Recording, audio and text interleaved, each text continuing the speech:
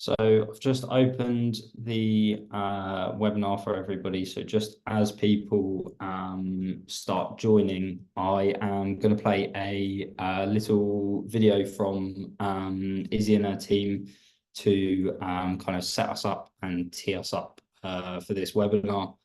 And then we'll go through all the content for you guys today. Freshers is that time of the year which roughly starts in about September or October time. Students are starting university or even coming back. So I'm in my second year and I still celebrate Freshers. At different universities they do different events. So at my university we have Freshers Week. Freshers Week is when all students come together, old or new, and there's all different brands that come to the university and give out things such as discounts and freebies and promotions. So when I did Freshers, Domino's came to our university and we got like free pizzas, we got discount codes, and also we got discount codes from our university. Different brands, that's what you could do. Brands can really help students by giving those discount codes at Freshers as much as possible. I feel like with Freshers, the best thing about it is that you can make lots of different friends, you can talk to people and really get to know the university as well. When I do return to university, I'm really looking forward to seeing my friends and also doing stuff during Freshers that I didn't do in my first year. Make the most of it, because when exam season comes, you won't have as much time to socialise, so make the most of it.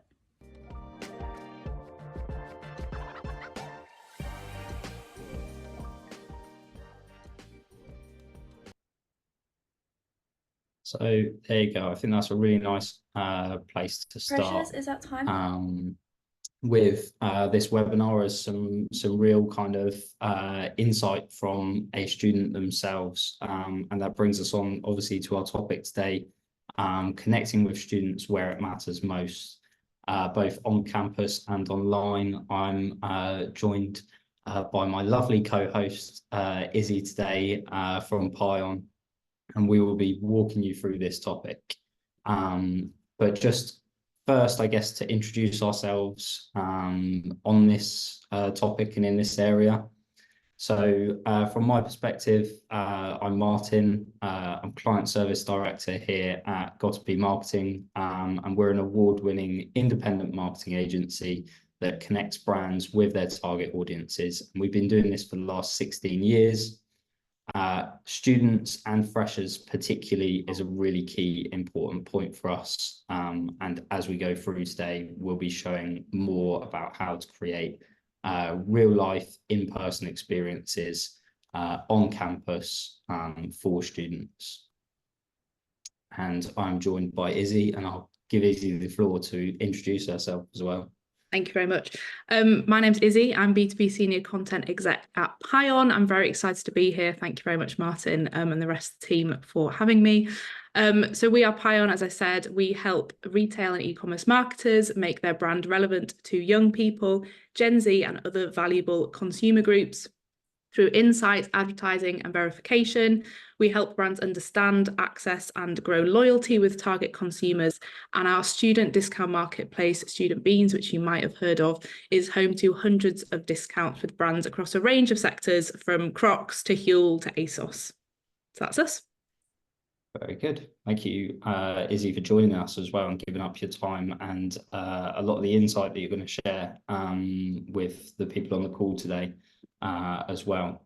So I just wanted to go really quickly through what we're going to cover today. So we've got some really exciting insights today, both from GottaBe's kind of insight database that we use, but also from Izzy and the team that will dive more into the behaviours of students, kind of who students are, and really hopefully give you some deep understanding of students and also Gen Z.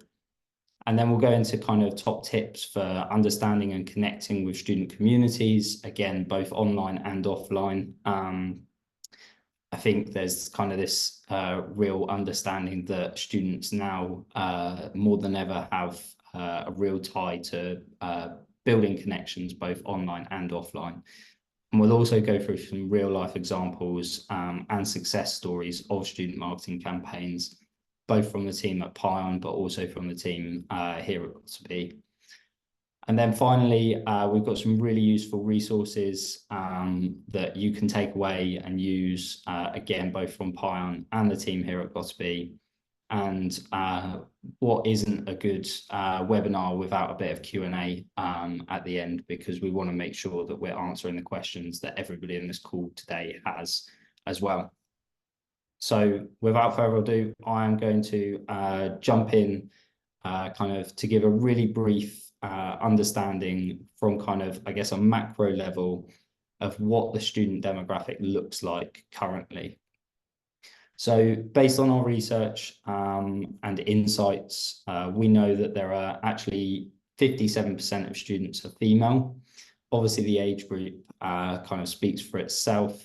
And actually, during their studies, around 55% of students still work alongside their studies.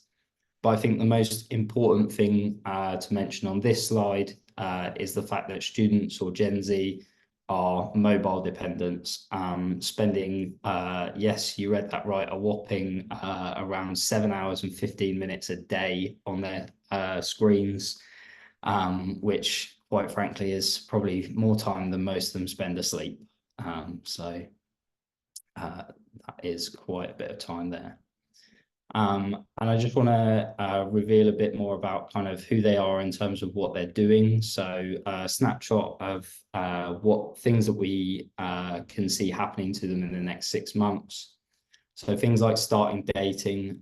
We know that freshers is a key period for meeting new people. And I think Izzy's got some really good insight around that as well. But actually, again, many people quitting jobs, getting new pets, and bits like that as well. And then a bit more about kind of what they're thinking as well, with a lot of students and Gen Z looking to be financially secure and becoming good at managing their money. I think one of the really important things that you'll see here, and will kind of bleed through in some of the stuff that Izzy talks about as well, is these key points about people feeling financially secure lead into a lot of those bits about discounting.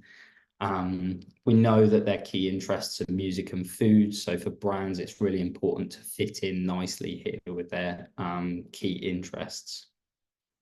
And then I guess one of the nice ones on here as well is that students are investing in traveling.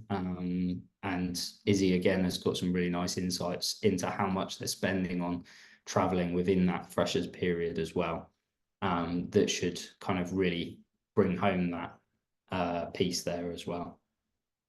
And I'm not going to sit here and read out all the top 10 New Year's resolutions for 2024 from this population, but hopefully I can summarize it quite nicely in the fact that for me, the things that stand out here are that students and Gen Z are investing in themselves, both physically and mentally, looking to eat healthier and also focus on their mental health.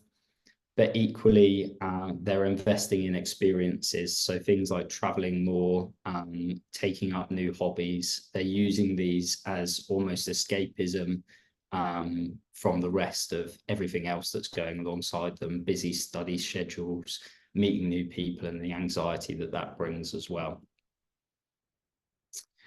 And then how are students interacting with brands finishes off my kind of macro look, just to start us off here as well.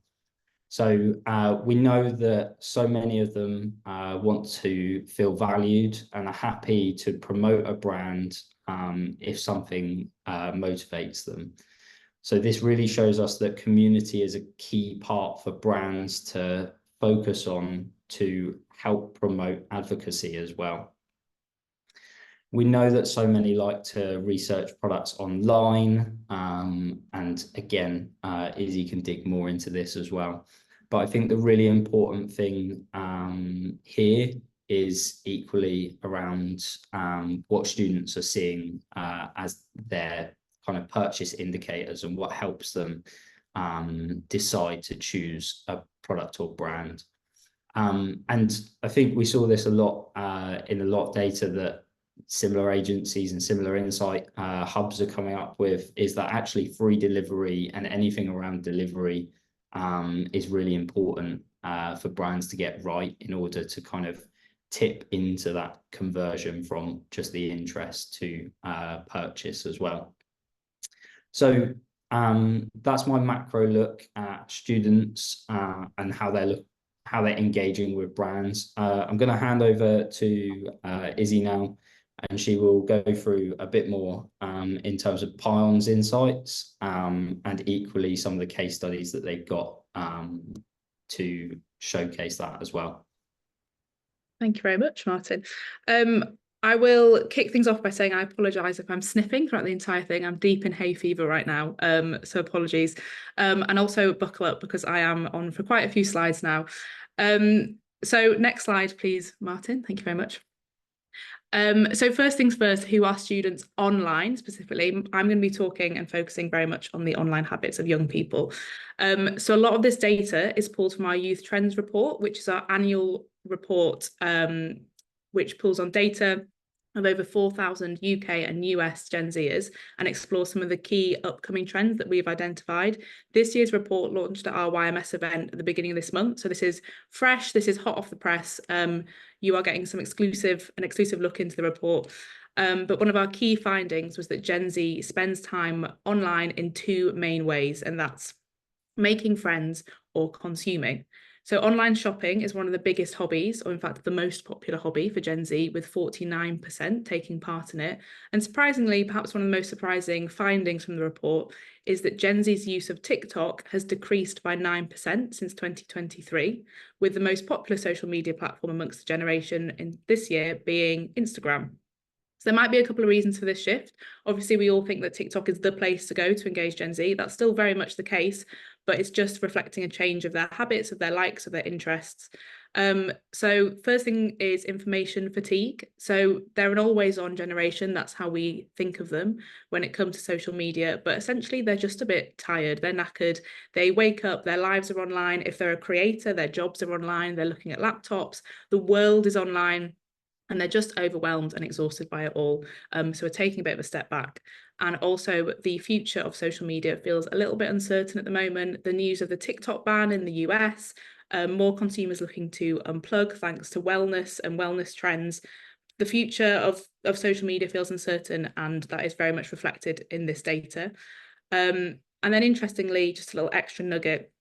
At the beginning of the year, we ran a Gen Alpha report, a survey, sorry. So we interviewed Gen Alphas, and then we also interviewed their parents. So we interviewed 2,000 Gen Alphas across the UK and US, and Alphas are a hybrid generation. They're the youngest members of Gen Z and the oldest members of Gen Alpha. I always get those the wrong way around, but it's the crossover of the two. And we found out that they spend 2 to 5 hours a day on their screen. Obviously, that's nothing compared to the 7-something hours that Marty just revealed Gen Zers are having. I'm not sure what everyone else's phone screen time is like, but 2 to 5 hours a day is still a considerable amount. We class Gen Zers as digital natives. Gen Alpha are very much digitally fluent. They were born into this. They were born into a world of Instagram and TikTok. They know no different. And if you're interested in knowing more about Alpha, we do have 2 reports available on our site, and we look at the future of what this means for brands, their spending habits, their pestering habits, because obviously a lot of them don't have their own money, so they're tapping up their parents for their cash. So that's just a kind of look forward. Next slide, please. Thank you very much. Thank you. So looking a bit at current events and the online world, it's a big year for the UK. In under a month, we obviously have the general election, or the Gen-elec, as young people are calling it. I'm trying not to use it, but it is falling into my everyday vocabulary.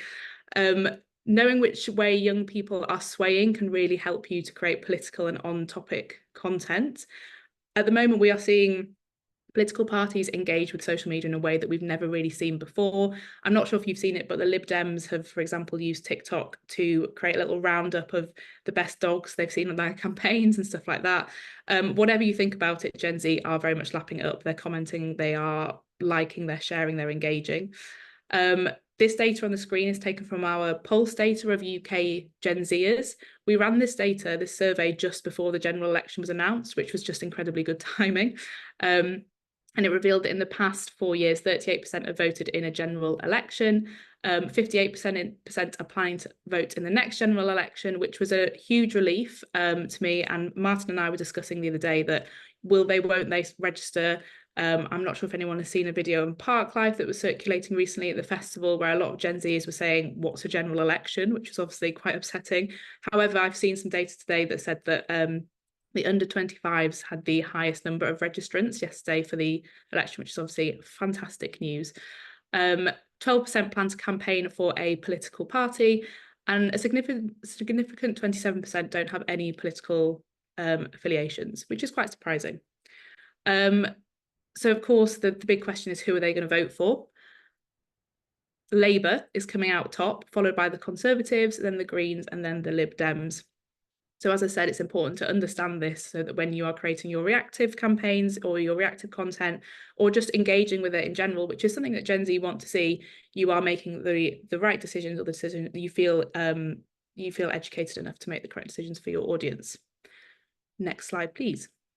Just wanted to pick up on a question in the chat really quickly, Izzy, just because obviously we've just mentioned Gens Alpha there.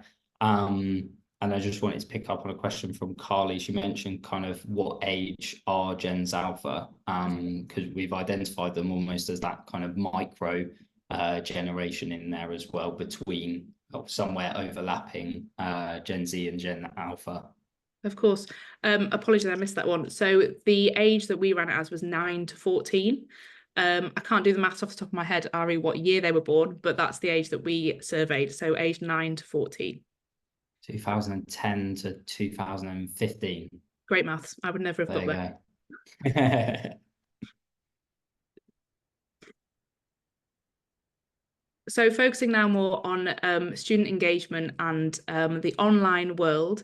So the first thing I'm going to run through is top tips for a successful marketing strategy, and then I will go more into specific campaign stuff. So these are just a few points that we that I've pulled together to help you supercharge your strategies well into the future. So the first point is harnessing. We all know how important community is. There is a 100% power in unison. Your community or your brand community is a group of unofficial brand ambassadors who spread the word about your brand, your product, or your online services. And these are brand advocates that should be part of your business strategy. You should have them front of mind when you're creating those marketing campaigns. The online and offline world, interestingly, is interaction for Gen Z, and they blur seamlessly.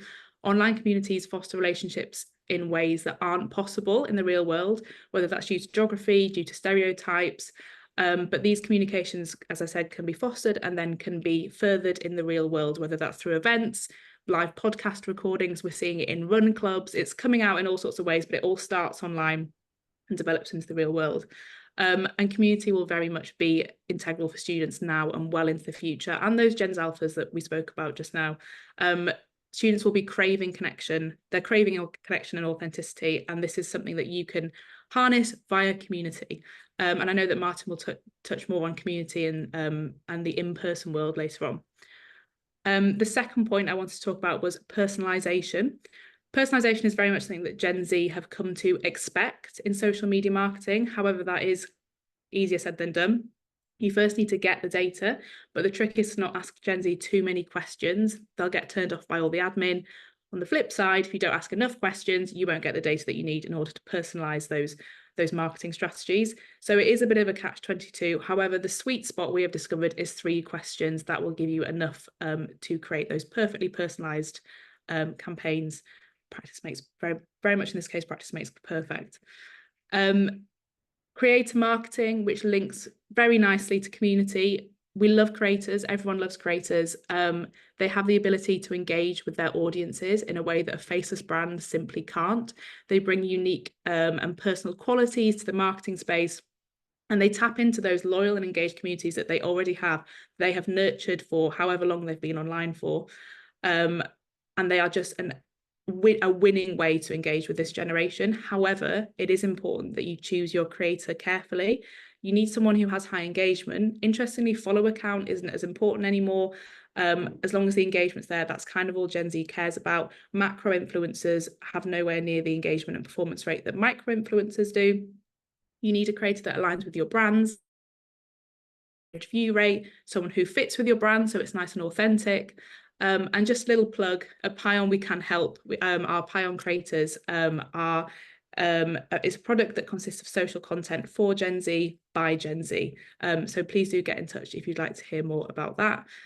And then last but not least, discounts and deals, again, something that we can help with. So money is tight for Gen Z. Martin mentioned it earlier. Money is tight for everyone at the moment.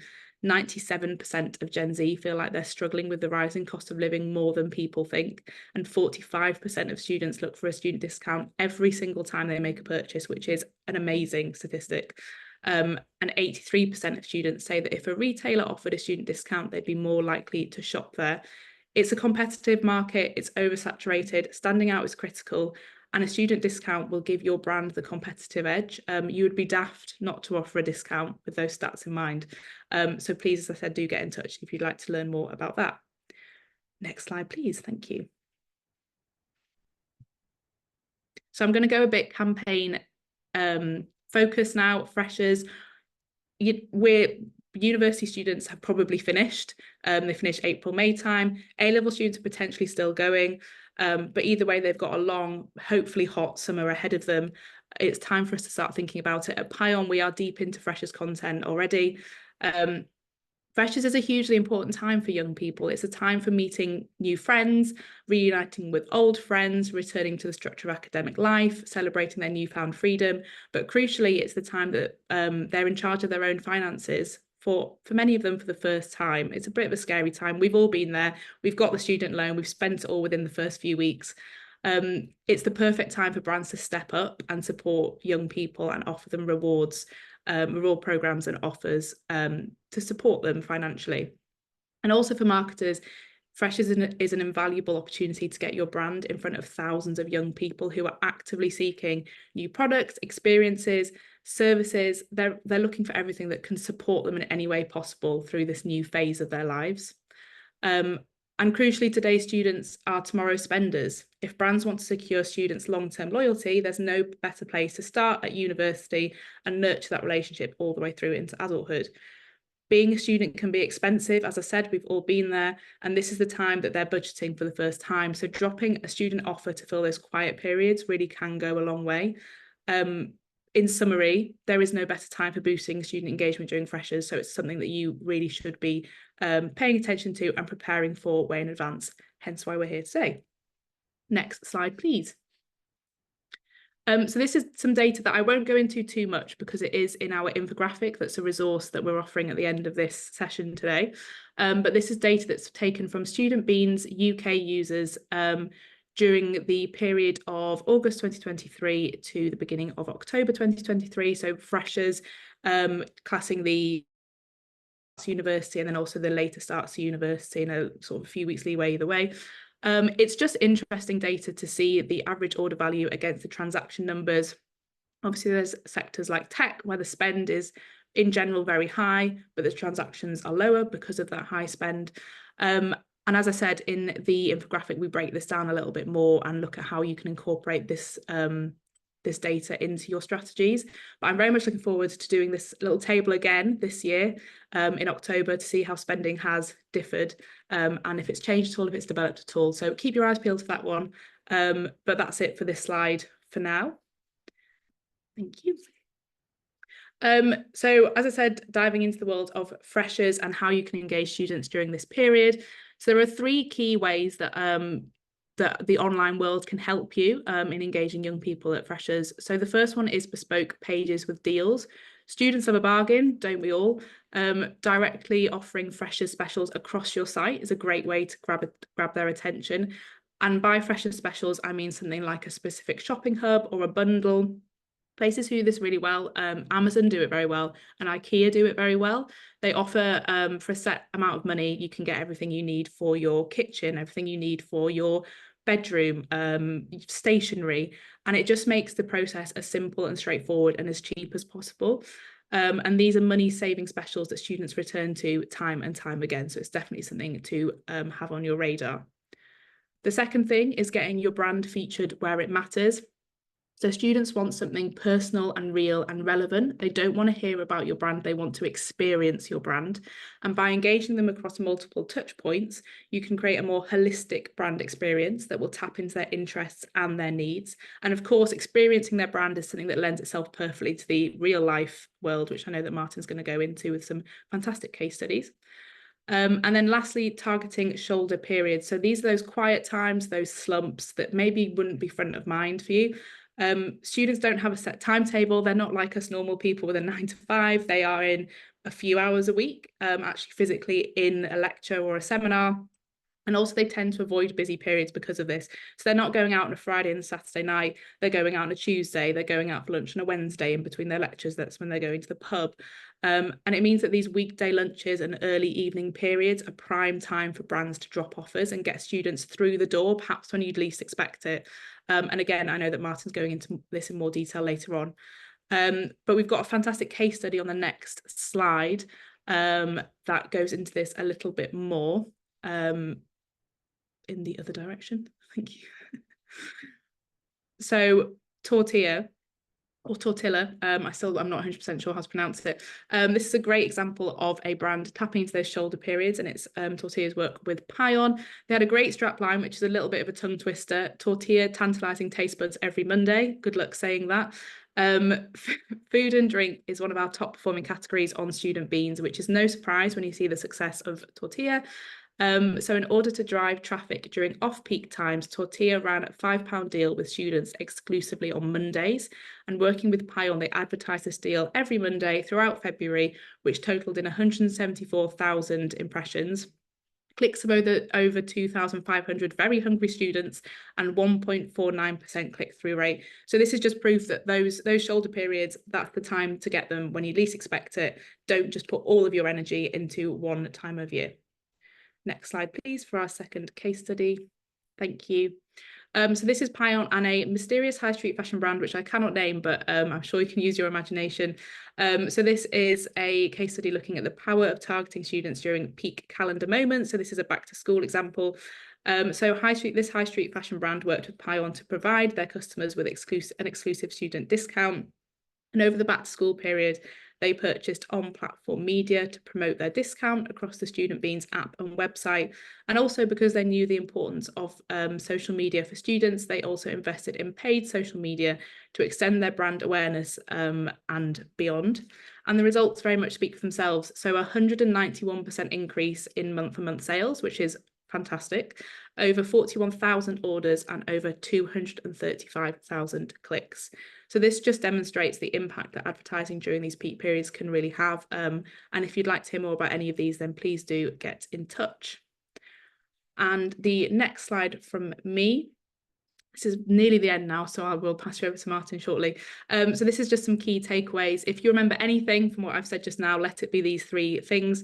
So the first thing is freshers equals a lifetime of loyalty. Today's students are tomorrow's spenders, and freshers really does offer an invaluable opportunity to get your brand in front of thousands of young people. The second point is that discounts drive growth. In a competitive and oversaturated market, standing out is critical, and discounts really can give your brand the competitive edge. And thirdly, creator marketing is key. It's the key to marketing. It's the key to my heart. Creators are able to engage their communities authentically, and loyal and engaged communities equals sales. So some resources that will be available to you, just to let you know now.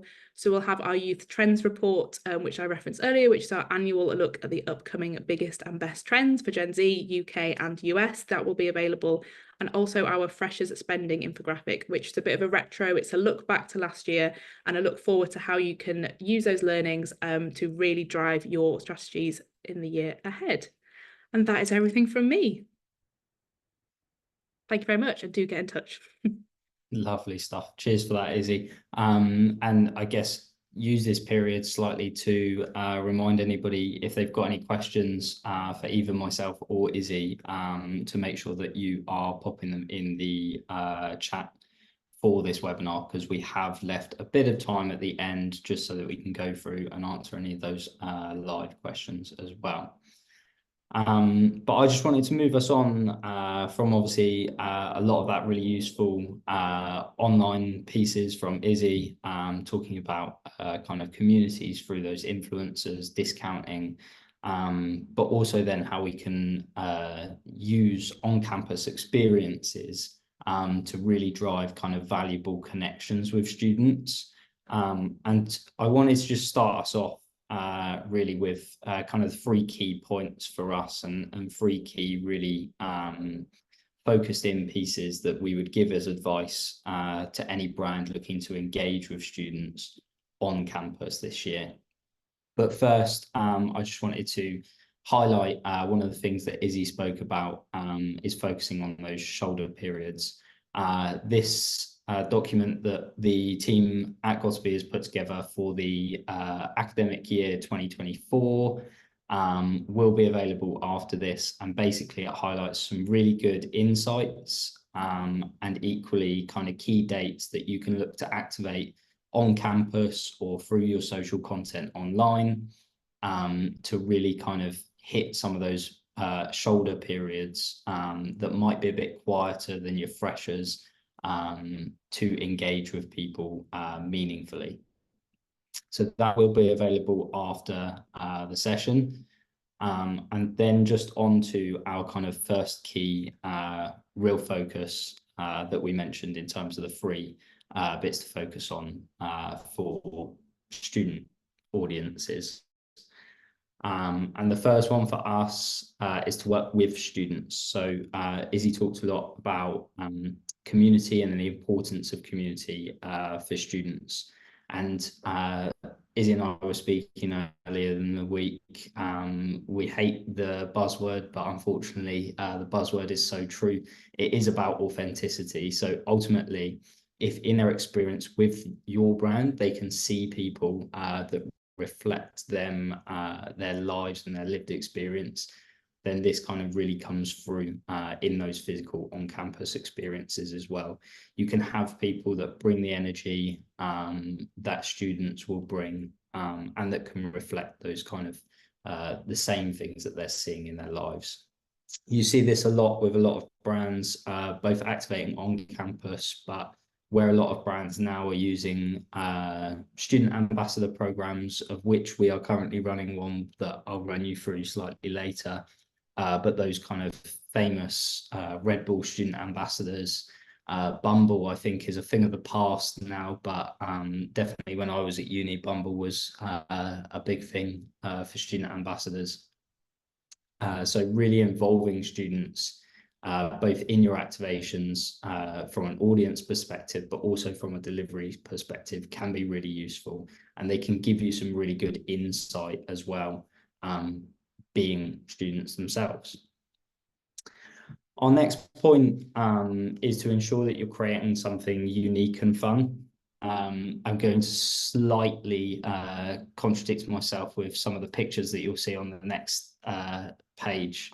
But not just being the spin the wheel company that offers a prize for spinning the wheel, but creating a physical on-campus experience that is relevant to your brand, is timely around current things that are happening. Izzy mentioned Jenny Leck, Cosy Lives, all of these kind of Gen Z terms that are really kind of important and poignant to them. And it's reflecting those in whatever experience you're creating. And then I think the really important thing about physical experience is that you can create that link back to your brand message. So the way that I always show this is through a client that we are talking to at the moment about freshers next year. And their whole thing is that the brand helps with your memory and focus. So we've created a game that kind of emphasizes those that need for memory and focus. So if any of you remember the card flipping game where you match things, then we're doing something similar to that, which kind of pulls in that kind of insight from the brand and what the the brand message that they want to convey as well. I think finally, the really important thing about on-campus experiences is equally looking at making them shareable. Izzy's just shared, and I've shared as well, how much time students and Gen Z spend on their phones, and making and putting yourself somewhere where they are, and getting people to engage and share authentically can really help that experience spread both from the offline experience into that online realm that we know students sit so firmly in. So here's my kind of contradicting myself. You'll see the middle row on the left, spin the wheel game from Domino's. So I wanted to dive into some kind of case studies from us over the years of where we've worked with students and student audiences in a couple of different ways. So Domino's for us, as you'll have heard in the video at the start, Domino's always focus on that freshers period. How can they build relationships with students in that early period, and also impact sales in those kind of first weeks when students are looking for brands to engage with, brands to support them, as Izzy mentioned, with that hangover, with that 4 a.m. Craving when you get back from a night out. So this is really how we can build strong ties with students and also push some of that key messaging.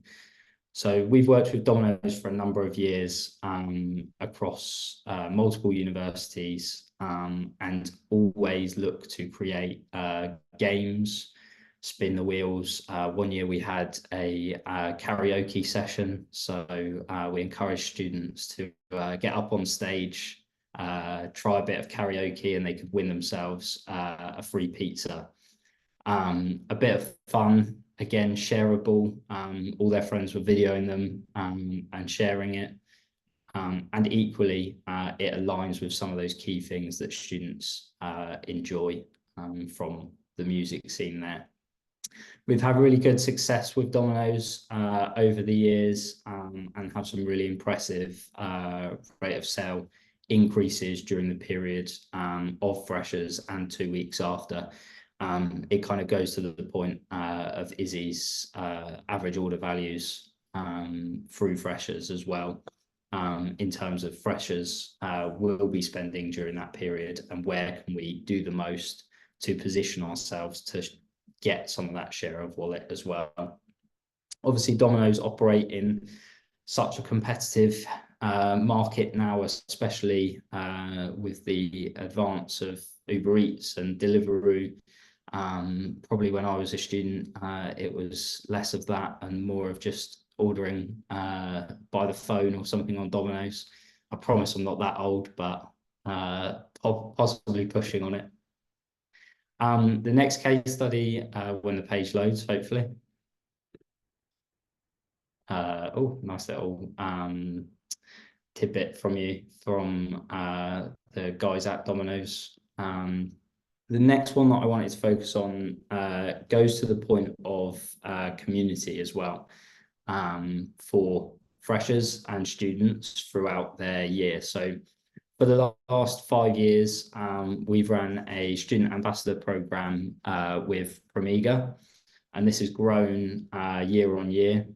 And essentially what the students ambassadors role is to kind of be given license by Promega to spread that brand message and educate people of the brand on campus throughout the year.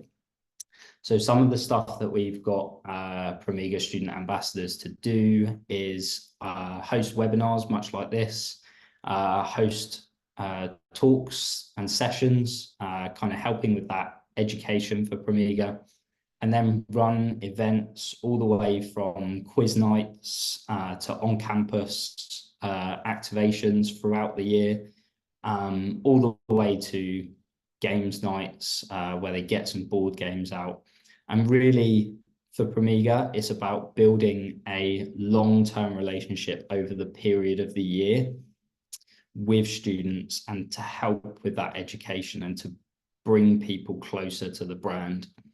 Promega itself is obviously a life science brand, so here we're looking at really focusing in on students that study the sciences, and as Izzy said, we're kind of trying to build those relationships early whilst they're in their student period, so that they become lifetime buyers, ambassadors for that brand, and carry that through to their professional life.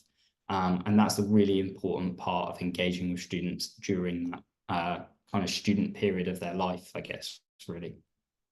This has been really successful. As I mentioned, the program itself has grown year on year for the last 5 years. And yes, that does even include the struggles of having to try and deliver it through COVID, which was incredibly challenging, but we were still able to deliver a lot of those experiences either virtually or at distance.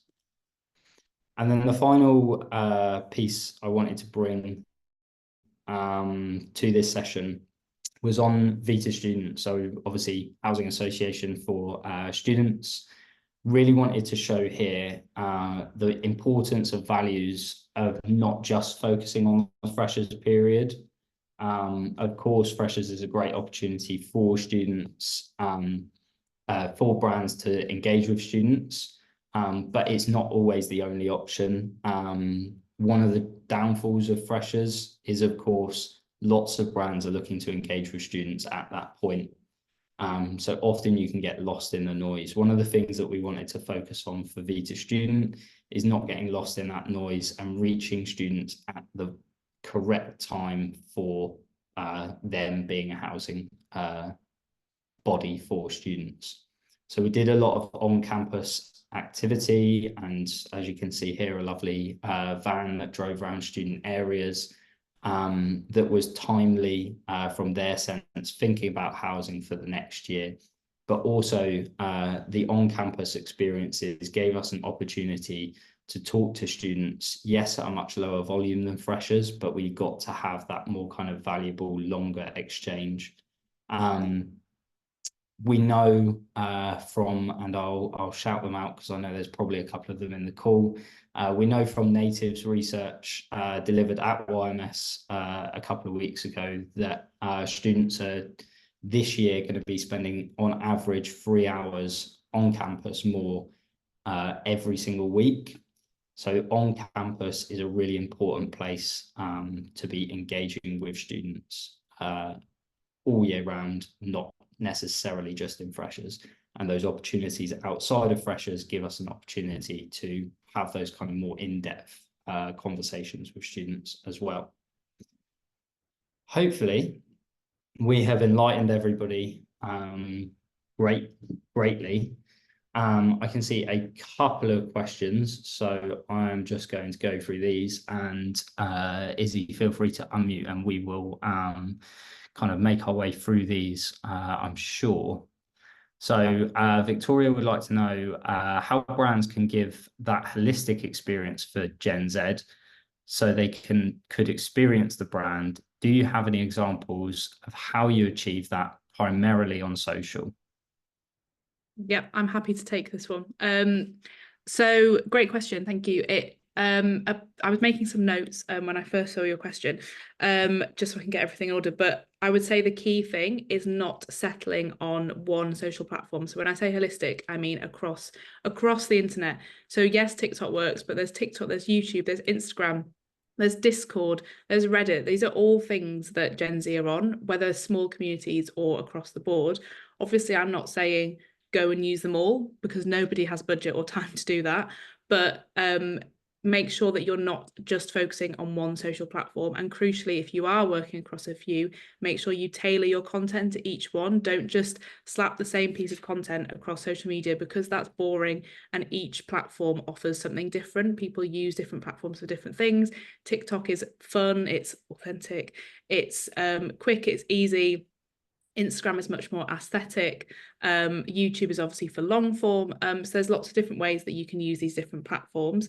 And I would say the other thing in terms of experiencing your brand, obviously that's much easier maybe to, you could say, offline. But when it comes to the online world, one of the things that's really popular with Gen Z at the moment is giving them a little sneak peek into companies and behind the scenes, so they can really understand the company and know what it's, whether it's because they want to work for them and they're a little bit nosy, or just because it gives a different it's not just one face of a company. It kind of gives them a little insight, a little behind the scenes view, whether that's what our colleagues are wearing today, or it's the dual of, I'm going to mention Duolingo because I always have to, but whether it's having that enormous green owl like walking through the office, or it's asking your colleagues what you're doing at the weekend, stuff like that. They want to see the behind the scenes content and really experience and get a feel for the brand.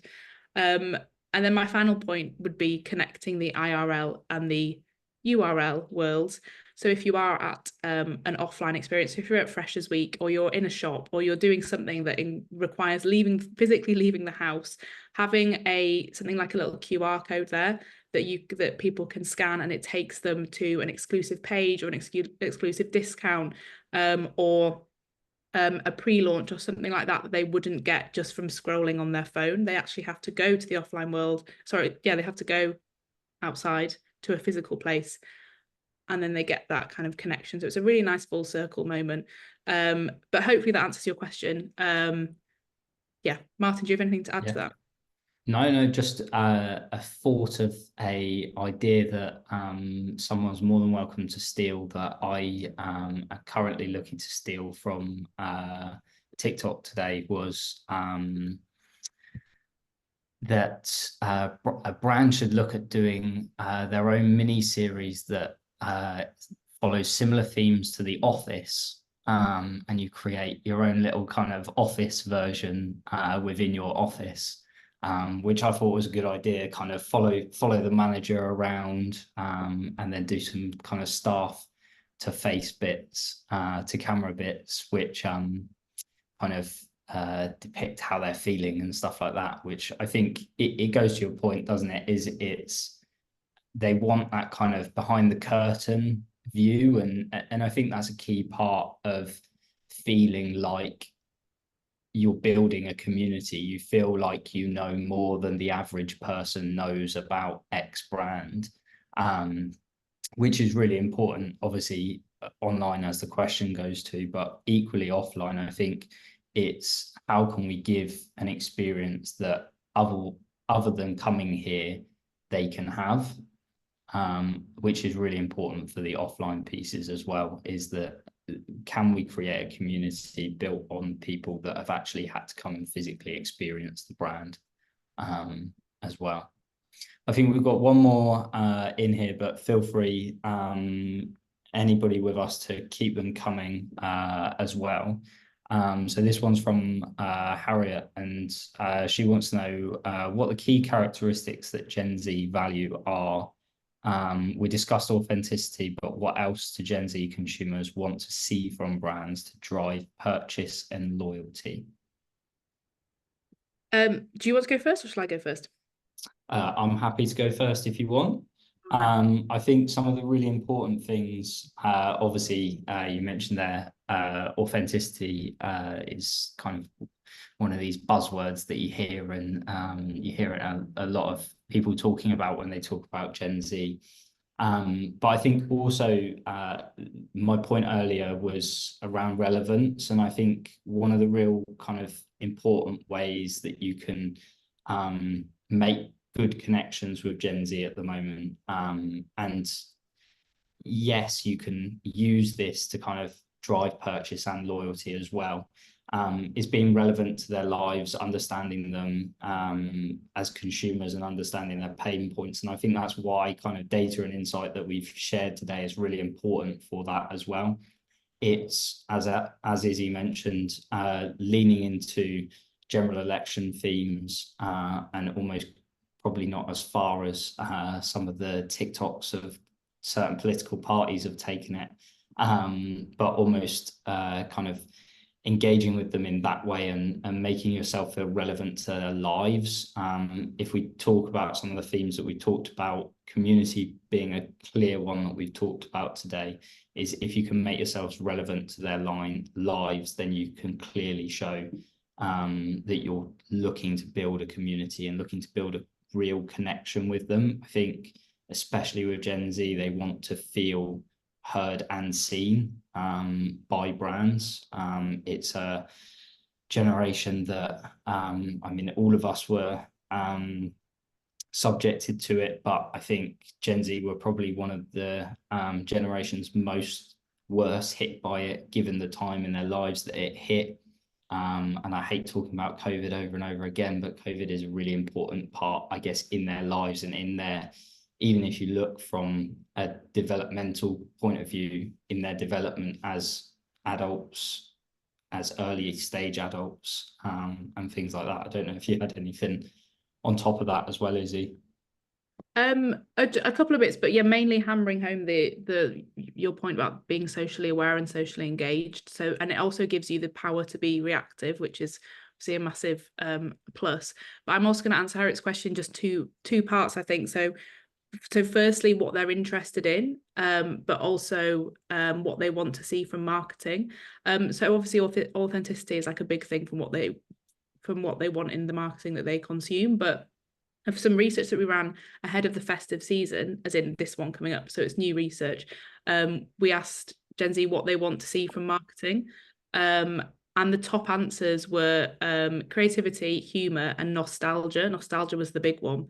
And that's, you know, a classic Christmas. That's why some of those Christmas campaigns, like the John Lewis ones, do so well, because they really tap into a sort of an emotional side of Gen Z. The last John Lewis campaign is up for debate, but the ones before that definitely make everyone cry a little bit. And then the other point would be in terms of what they're interested in, and you know, it links back to being socially aware and being interested in what they're interested in. It has, crucially, whatever your brand picks or chooses almost as kind of your interest and your point of discussion has to align with your brand, otherwise it's just not authentic. But the key things that our research revealed was that they are interested in firstly mental health. That's the massive one, all links back to COVID, of course. The second point is racism and race issues. The third point is the cost of living crisis, of course, and then the fourth point was homelessness, LGBTQ plus issues, and sustainability, and some other issues that maybe you would have thought would be top of the list. They are still on there, but they're much lower down. The key one at the moment for them is mental health. So I guess to kind of summarize, it's about getting your messaging right and getting the tone right, but also getting the topic right and knowing and proving that the more you know, the more prepared you are in order to connect with them and engage them. Cool. I guess on that, we've got a little bit of time left, so I guess I'll ask my own question to you a little bit, and try and not put you on the spot too much, but a question I can see kind of maybe in the eyes of, if I put myself in a brand's eye, is like, we're telling people here to be very kind of in tune with what's happening at the moment, but with so much kind of going on, what can brands do and what can brands use, or how do brands go about knowing what to focus on and what's the important things that might be going on in the news and things like that? As in which bits to kind of pick out from the...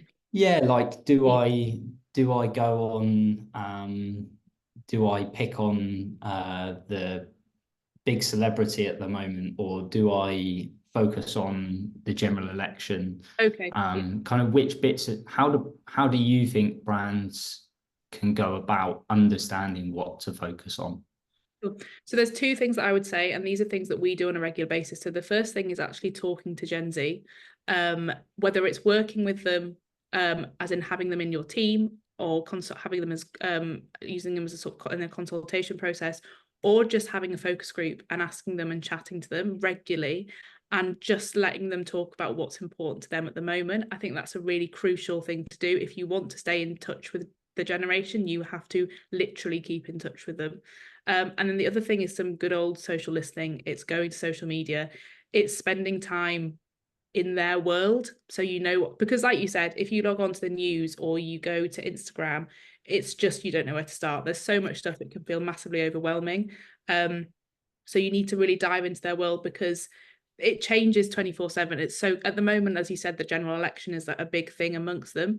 In 2 weeks' time, it'll be a celebrity scandal. In a week after, it'll be something that's cropped up in the news. It's really niche and you never thought would make it, but suddenly everyone's talking about it. So it's being in the spaces that they are in that's super important. And also subscribing to things like newsletters and all these good things, because they do a lot of the work for you. And we have a lovely one if anyone wants to subscribe to that one. But yeah, social listening and talking to Gen Z, that is very much the way forward. Yeah. Okay, lovely. Well, I think that wraps us lovely in terms of time. I've just got kind of a couple of notes, I guess, for everybody. So if you wanted to share this with any colleagues or anything, there will be a recording available and sent out to everybody afterwards. If you've got any other questions for either Izzy or myself, as long as Izzy gives me a nod now, we'll be sure to give you contact details in that follow-up email, and obviously we will also share all the links that were shared in this as well, so that you can go and get all that good and useful content that both teams, I'm sure, have worked hours and hours on for that.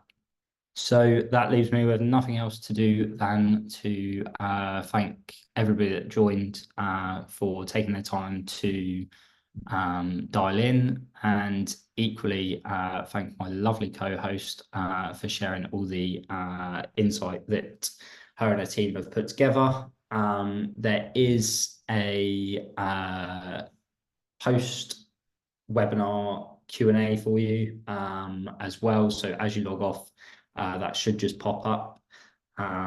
But yeah, I hope everybody enjoys their lunchtime, and I will hopefully hear from lots of you soon. Thank you very much. Thanks, Martin. Cheers.